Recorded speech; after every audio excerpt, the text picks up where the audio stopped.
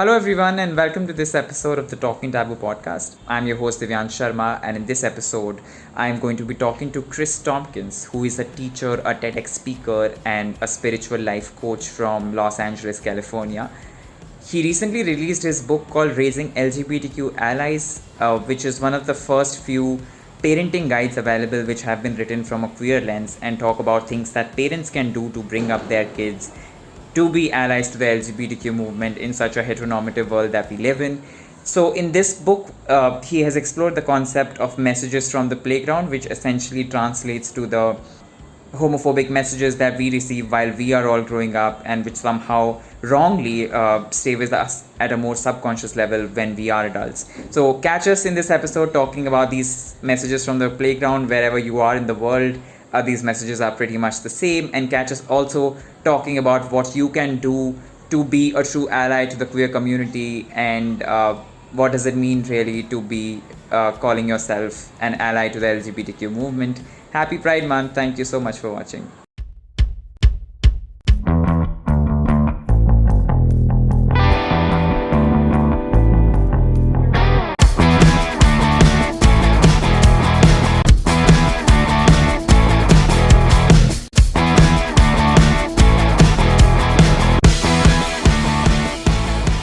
Hi, Chris. Thank you so much for joining me today. I am really, really excited to have you on my show, and I am looking forward to chat with you. Yes, thank you for having me. It's really good to be here. So, just before we dive into the conversation of the topic that we are going to talk about is your book, How to Raise LGBT Allies, and also generally for people who are watching this, in how to be an ally really to the LGBT community. But before we do that, if you could tell us a bit more about who you are and where you're from, so that our viewers can get a bit more idea about your background.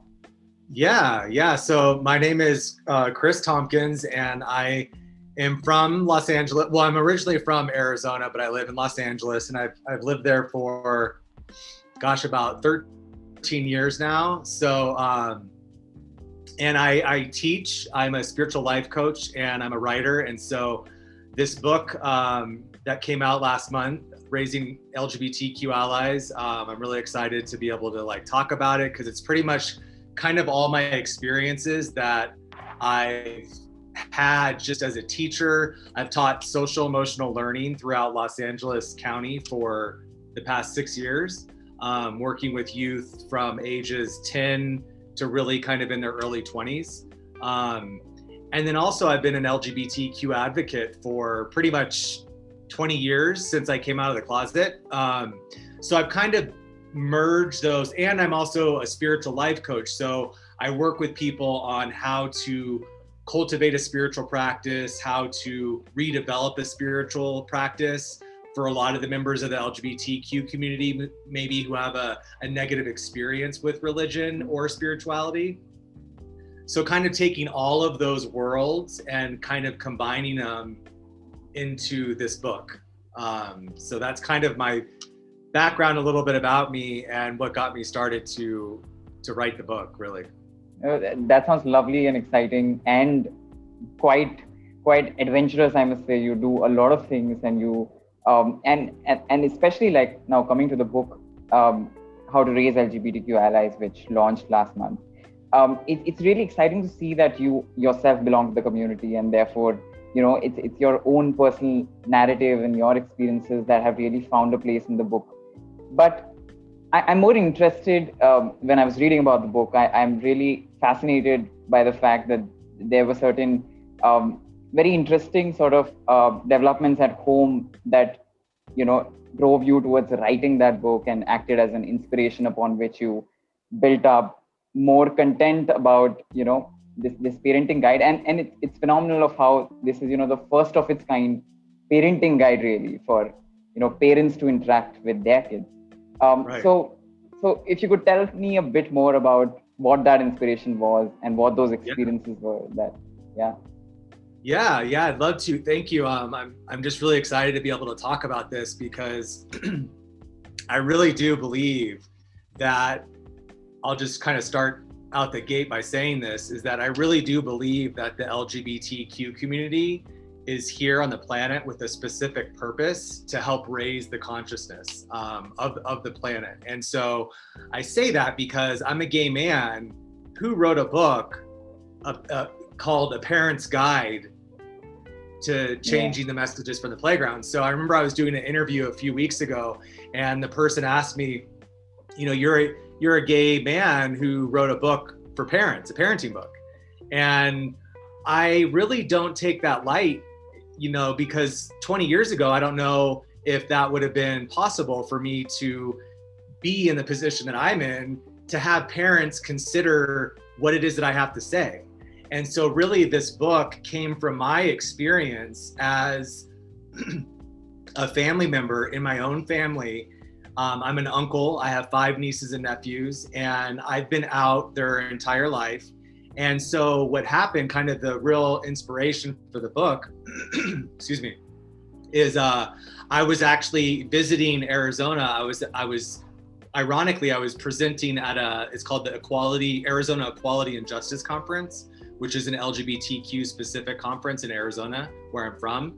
So I took a road trip, drove to Arizona from Los Angeles, presented at the workshop, and then I went to my mom's afterwards. And my mom, because I was in town visiting, she had all my family and some of my friends, you know, from where I'm from. And they were all at my house, and my nephew, who was 8 years old at the time, ran up to me in front of everyone. We were just kind of casually eating, hanging out, talking. And like kids do, when they think of something, they ask the question and then they go about what they're doing. And so my nephew ran over and then whispered, but his version of whispering is talking out loud, so everyone heard. And he asked me if the girl next to me was my girlfriend.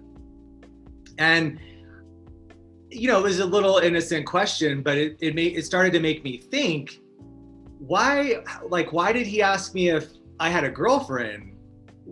I mean, I'm gay. I've been out his whole life. And so I noticed everyone around the table, their reactions on their faces. And I started to think about later that night, oh, there must be conversations that people in my family aren't having with kids. So then the next day, pardon me, I started asking around to family members, like, do your kids know that they have a gay family member? Or do your kids know that they have a gay uncle? And a lot of the parents that I talked to were like, oh no, my kid's only 6. They don't need to know about that. Or, oh no, they're too young to understand. And I was like, wait, what do you mean? Because I always think about what's behind, like when someone tells me something, I always hear what's behind the question or what's behind the comment.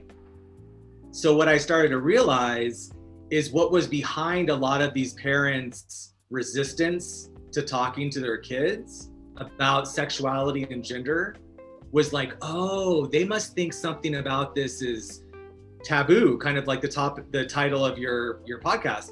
And so that means that they must think on a certain level that something is different about me than someone who's not gay or LGBTQ.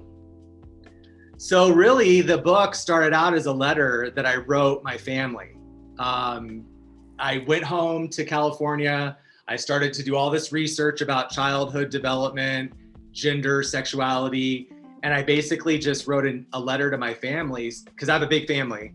And I was like, it's really important that we start talking about this stuff early on, because I was 6 when I first knew that I was gay.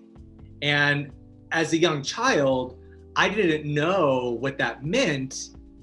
I did know that there was something there was a difference about me than the other children that I was playing with. And so what I really encourage people to consider is that the things that we don't talk about, children learn that must be bad or wrong. And it's quite interesting, this idea of this phrase that you use, benign neglect. Yes. You know, not having a conversation amounts to having a conversation eventually. Yes. And I love how you characterize, the development of homophobia as just being background music that if you like, it will get to you if you don't pay attention to it. So yeah, love that. Love these ideas of how, it just creeps in. It creeps Yeah. in. Yeah, benign neglect. So just for the listeners, who are listening, benign neglect was actually a policy that was proposed in the United States during the civil rights movement. So when the United States was really a lot of President Nixon was the president at the time, and so he had an advisor who wrote a controversial memo. This is part of like U.S. history.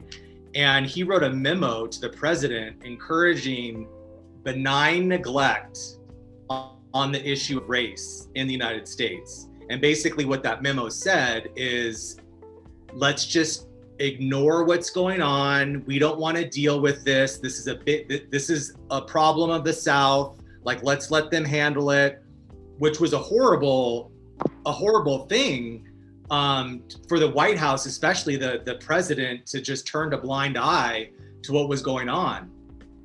And so I remember going to a lecture years ago with a woman. Her name's Marianne Williamson, and I don't know if you've heard of her, but she's a spiritual teacher, and she's just really well known. She's written a lot of books, and I went to a lecture, and she at that lecture said that benign neglect is connected to a lot of the racial issues that we're dealing with in the United States today.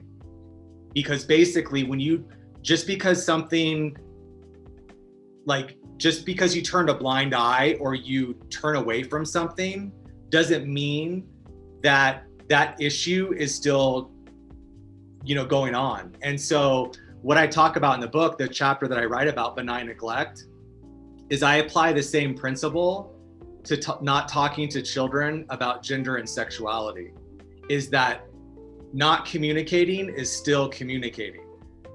So the silence is heard, and it's often deafening. And so this homophobic, like you mentioned, the background noise, it's kind of it's kind of like when you go to the store and there's just this background music that you don't really notice, but it just kind of, it's just part of the environment. And we live in a homophobic society. I mean, in the United States, I can't speak for every single country in the world, but I can pretty much guarantee that most countries around the world, the dominant culture is homophobic.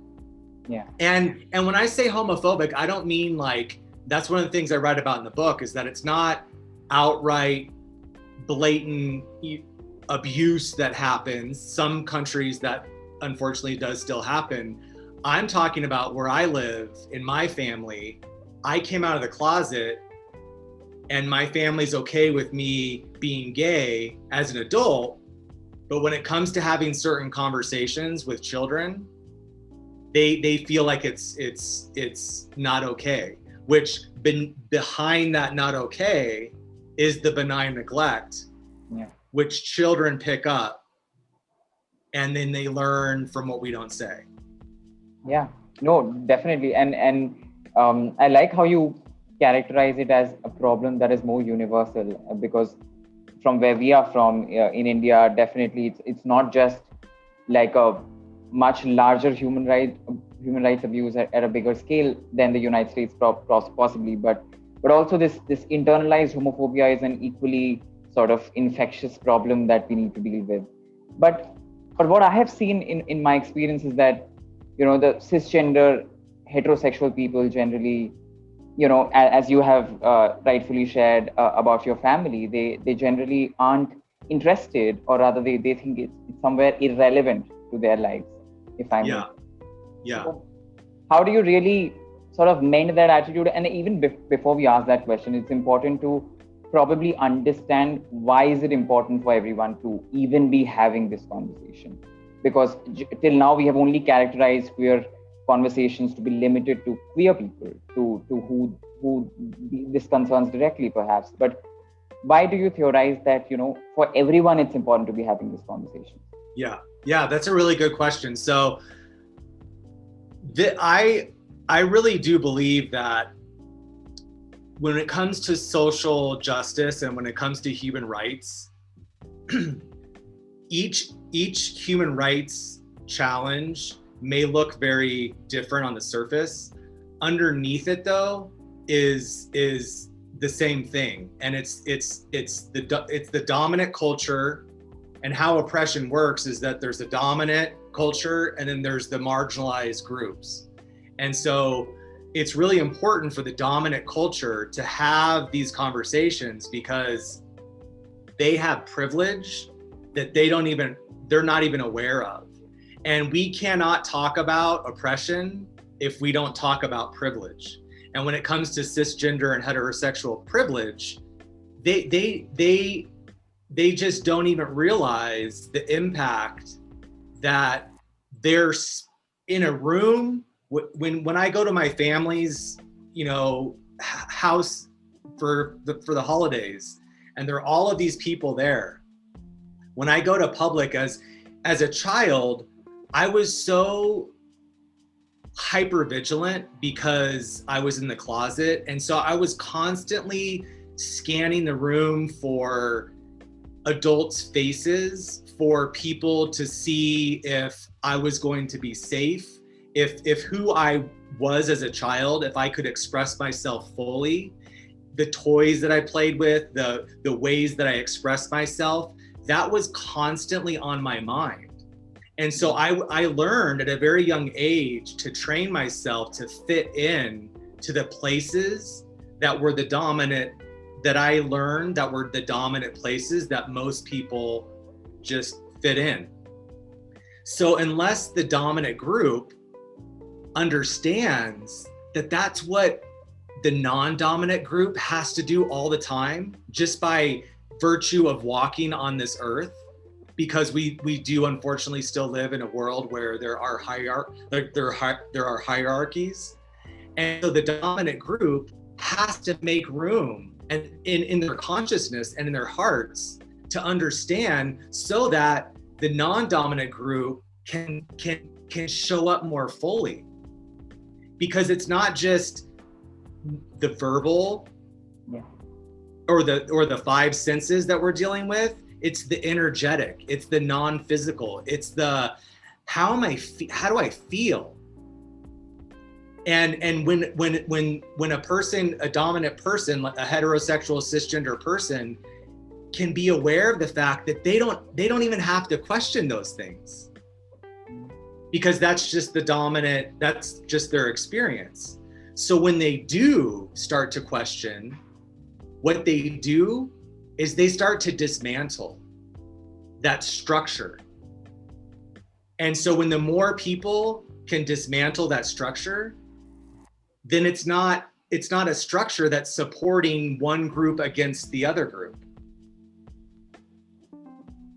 Yeah, then there are no groups. Right. And unfortunately, we do live in a world where human beings, I believe we're human beings having a spiritual, or we're spiritual beings having a human experience.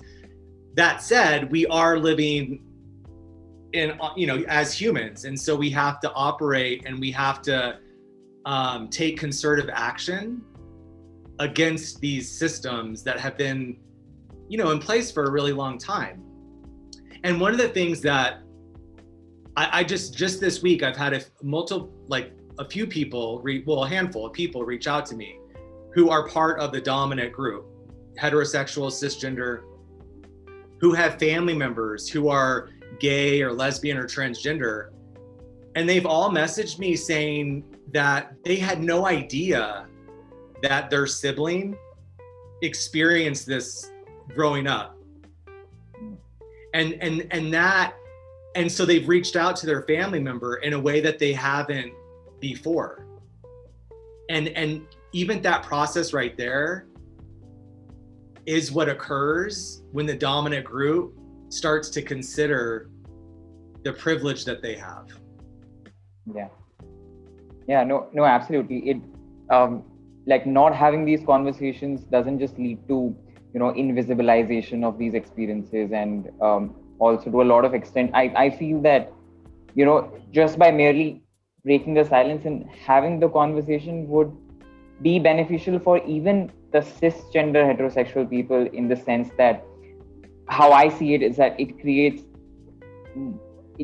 a more loving society, it creates a more caring society, it creates a society that is more creative and Yes. is able to use its potential to the fullest extent. And as you say, it creates more loving families, because then you are able to fully accept someone who is there, and even not in your family, even generally, to have an open mind and just in your day-to-day interaction to be accepting more, because the world is full of differences one way or the Right. other.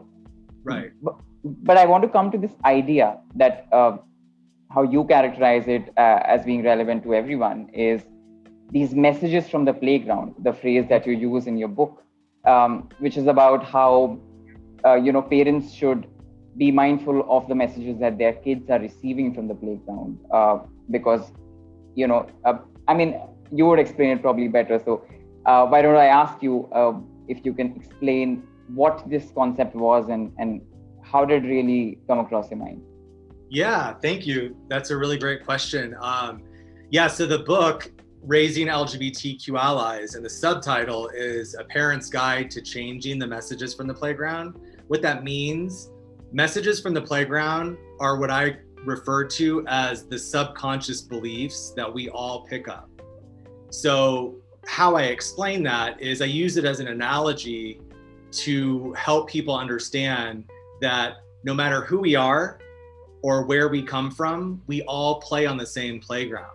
Like, you're in India, I'm in Mexico City, I live in Los Angeles, I'm from Arizona, but wherever I go, I see playgrounds that children play on that look like the ones that I played on as a kid.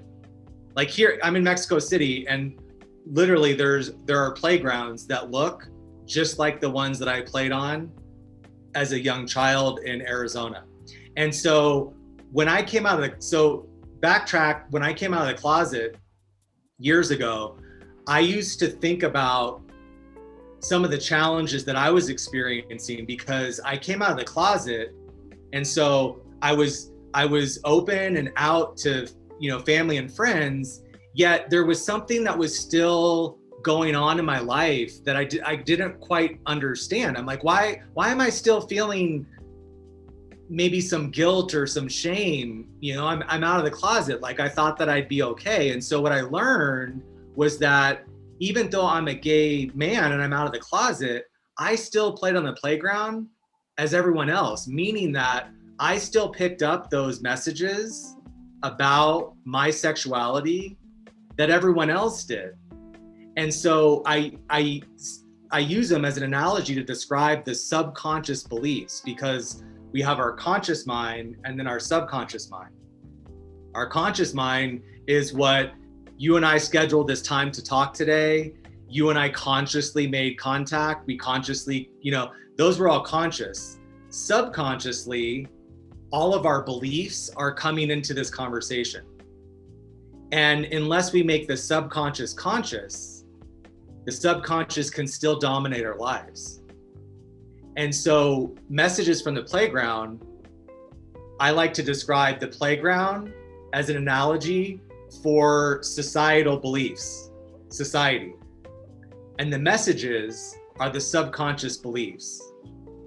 So you're in India right now, and even though we're from completely opposite sides of the world, I'm sure that if we had a conversation about some of the things that you learned as a young child about what it meant to be a boy, what it meant to be, like, what are the messages that you hear about the LGBTQ community, about race, about class, I'm sure that even though we're from completely opposite sides of the world, that we could relate to a lot of the things that we both learned.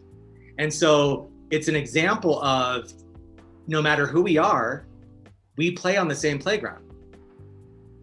And so I use that throughout the book to help parents, caregivers, teachers, especially mental health professionals, understand that there are these collective dominant messages that we all pick up, And unless we're consciously aware of them, then they still contribute to how we parent, to how we teach, to how we interact with one another.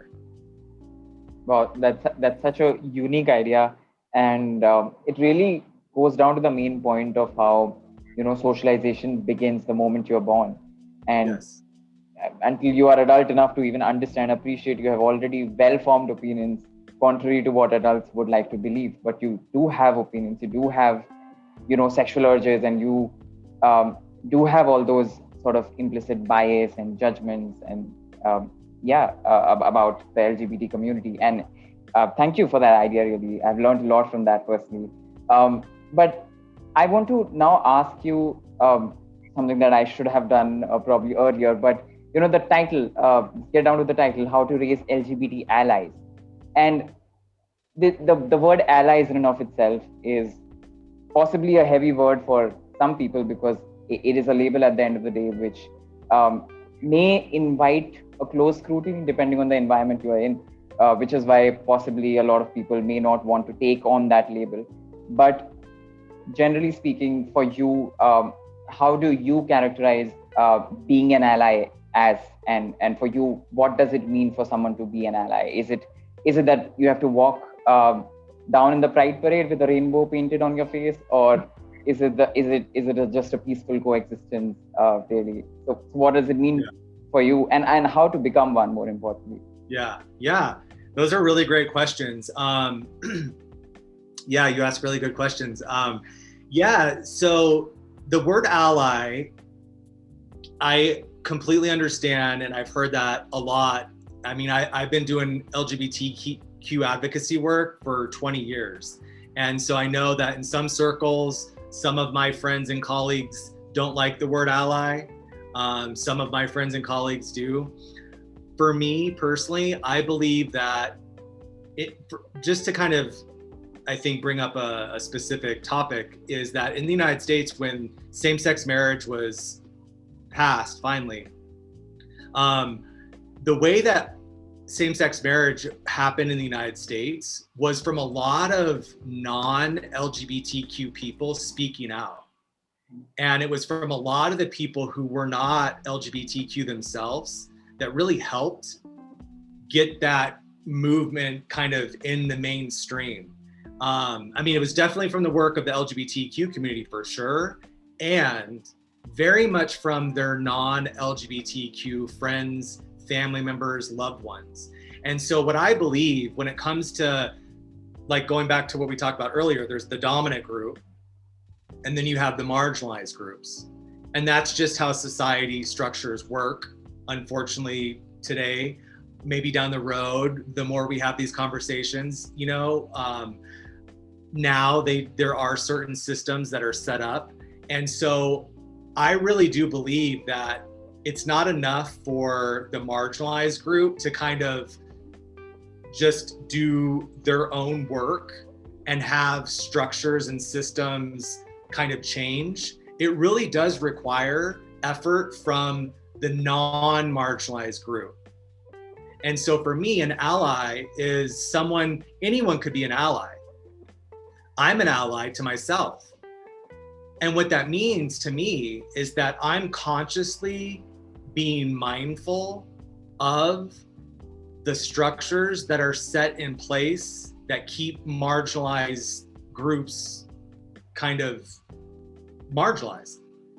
So for me, an ally means that I'm consciously, mindfully, and also actively doing work. And that's what I really invite people to do with this book, is that I kind of say it's this dance. I refer to it as like a waltz, kind of like a dance. I don't dance, but I think of it like kind of this dance, because when you dance with a partner, there's kind of a give and a take and a flow and a back and forth. And so for me, what an allyship means is that I'm doing the work within myself, and then I'm taking action out in the world. Doing the work within myself and then taking action. So it's not just one, it's not just the other, it's both.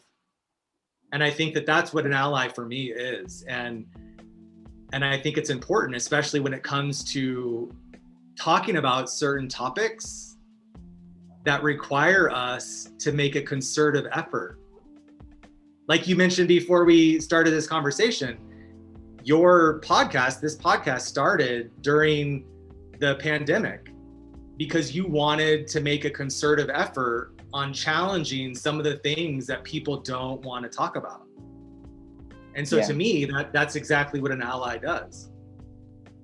No, that's absolutely important to talk about because, the way you put it in the United States of how, the concerted action came from allies and a lot of people who were non-queer. And being a law student in India, I have also closely followed the development of the LGBT community and the gay sex being decriminalized and then criminalized again and then decriminalized. But I mean, I can say one thing that, the first time it was,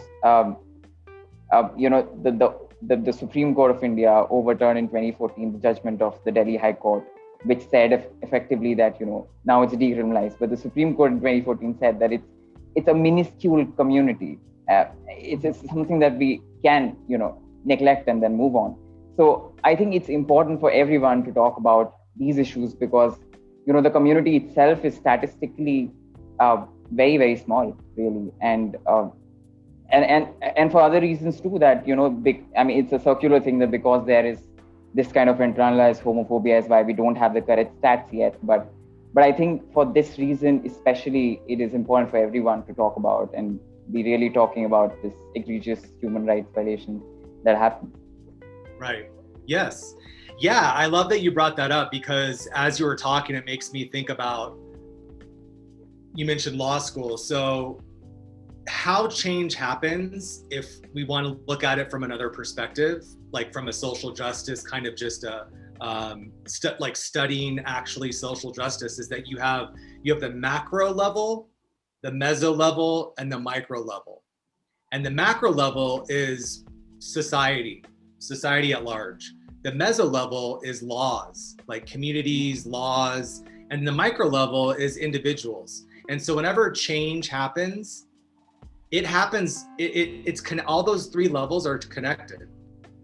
And so, but it's really important is that sometimes change, so for instance, the micro level change that occurs has to come from macro level, like society. And so it's not enough for just the micro level to change.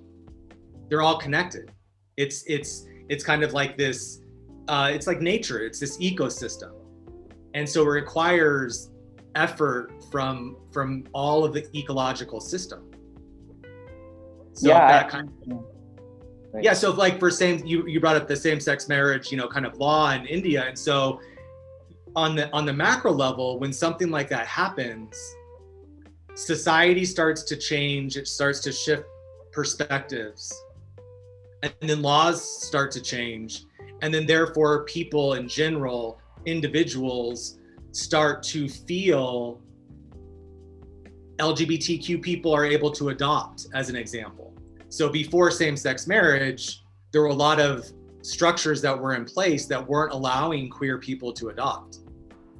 And so when laws are changed, then families are changed, and then individuals. So it's kind of this whole system, and that's why it requires allies.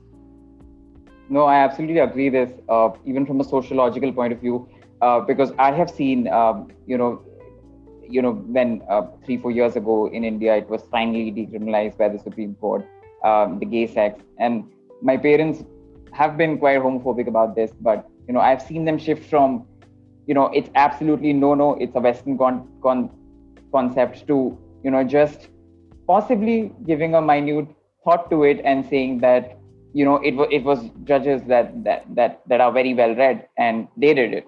So possibly there's a reason behind it. So I think, I agree absolutely that all of these systems are really connected and one feeds into the other, and then possibly the bigger change happens. Right. So, right. Yeah. So, what you just shared about your own parents' belief about gay sex, that's an example of the messages from the playground. So even though your parents are from India, and I've never been to India, I still had that same conversation with my own parents. Yeah. And so that's what I talk about in the book, is that so I mentioned earlier that I've been teaching social emotional learning. And I actually talk about this in the book, if I could just share this example, is so one of the classes that I teach with the organization I teach with is we have a curriculum. And one of the classes is called Who Am I? And each student, whenever we're teaching this class, gets their own journal, and they get a booklet that they work with this book. It's theirs. And so one of the classes, this Who Am I class, we invite them to write down on their journal. There are all these prompts, boys, girls, school, love, money, sex, body, my body. And we ask them to write down 1 or 2 sentences or 1 or 2 things that they believe about each of those topics.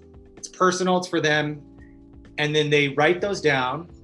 And then after that, I always, for the purposes of class discussion, I always pick a word that's safe to talk about openly. I don't ask about body, I don't ask about sex, because those are kind of personal things in the classroom, with other students.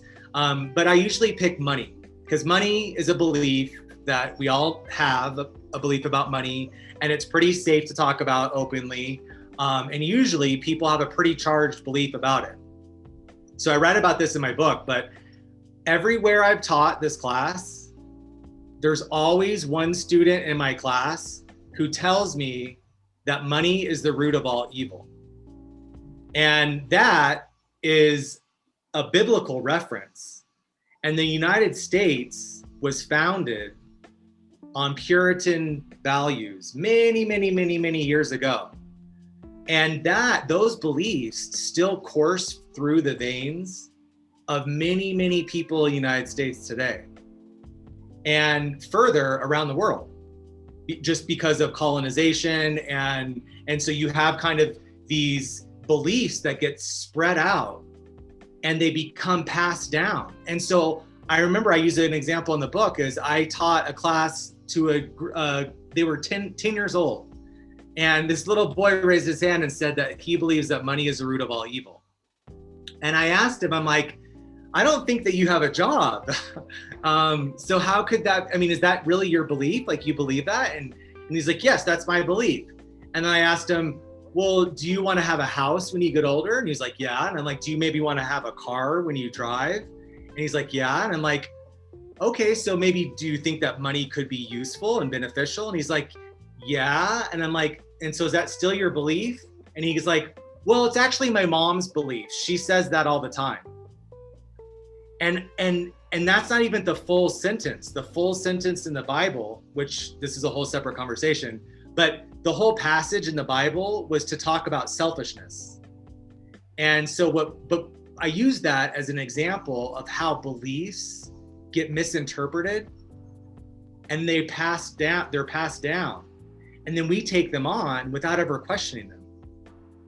So taking that example, applying it to gender, taking that example, applying it to sexuality. So for me, as a gay person, the word gay is associated in my family with sex, with gay sex, gay male sex. And that has a whole kind of connotation. So what I was finding is that a lot of people equate LGBTQ with sex. And when it comes to children and having conversations and considering that children are LGBTQ, people don't want to go there because they're thinking that we're having to talk about sex. But sexuality is different than sex. And so, that could be a different podcast, but I just wanted to bring that up because I think it's important these are the examples of the subconscious beliefs that control the things that we do in our lives. And when it comes to parents and my sister, for example, she associated being gay with, well, they're too young to talk about sex.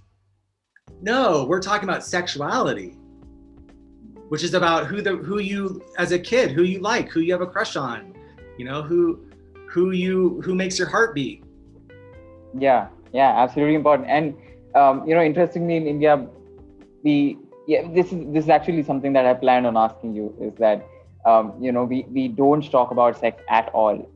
Like we are even further behind, probably say, United States, because we don't talk about it even until like possibly we marry our kids off.